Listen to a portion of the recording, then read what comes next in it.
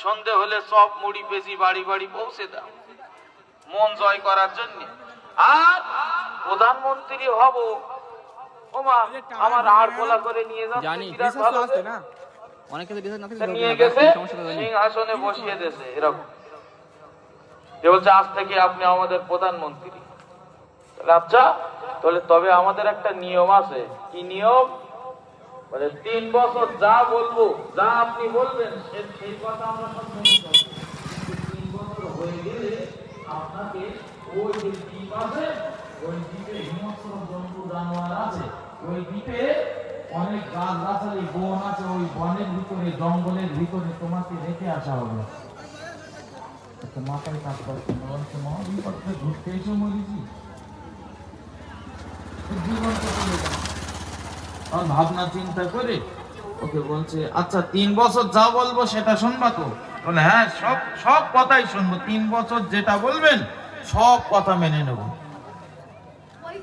মুসলমানেরা মাথায় রাখুন, ইমাম গাজ্জালী রাহমাতুল্লাহ আলাইহি লিখেছেন সমস্ত সৈন্যদেরকে ডেকে বললেন, তার প্রজাদেরকে ডেকে বললেন, ওগো আমার প্রজারা, ওগো আমার মন্ত্রীরা, আমি তোমাদিগকে হুকুম করছি আগামী কাল থেকে কেউ আর এখানে থাকবে না।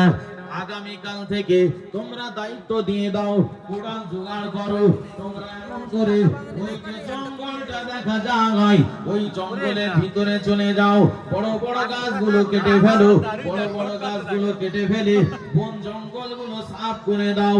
তারা কথা মানতে বাধ্য, যেহেতু বলেছে 3 বছর যা বলবেন সেটাই শুনবো।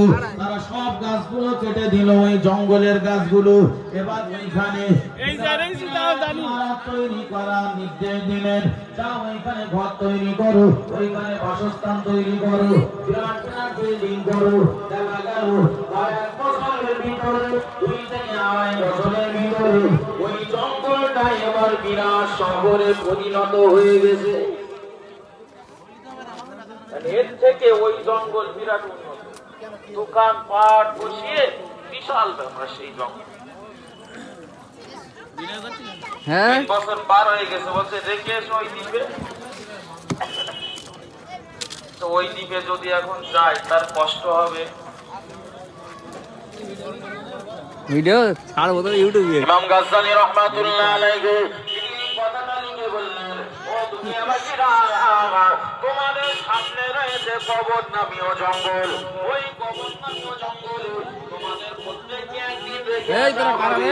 কিন্তু মনে রাখো, যে কোরআন পাঠিয়ে দিতে পারবে আগে ওই কবর নামীয় জঙ্গলটা নামাজ দ্বারা তোমাদেরকে সাফ করা লাগবে। ওই কবর নামীয় জঙ্গলটা রোজা দ্বারা পরিষ্কার করা লাগবে। ওই কবর নামীয় জঙ্গলটা বিল ভরিলে নাই করে করে ইমারত তৈরি ওইটার কত দেবো? 1 লাখ টাকা তৈরি করা লাগবে। আগে দিলাম দেখুন ওই হিসেবে 3 হিসাবে আবার পয়সা দিতে, আমার তো 70 করে আবার কবরকে পরিষ্কার করতে পারবে, ওই মানুষটার আখিরাতে তো আর চিন্তা থাকবে না।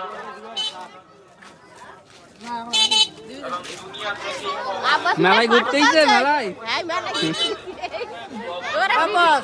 তোমার আধার কার্ড নিয়ে এসো গানি ওনার আধার কার্ড হ্যাঁ চলে কেন? যে নামাজ রোজা ইবাদত বন্দেগী পাঠাতে পারবে তার জন্য কবর সাফ হয়ে গেছে জান্নাতের বাগান।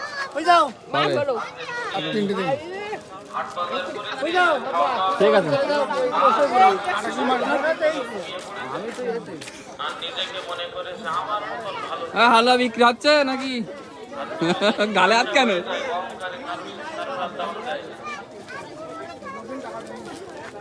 গরিব মানুষ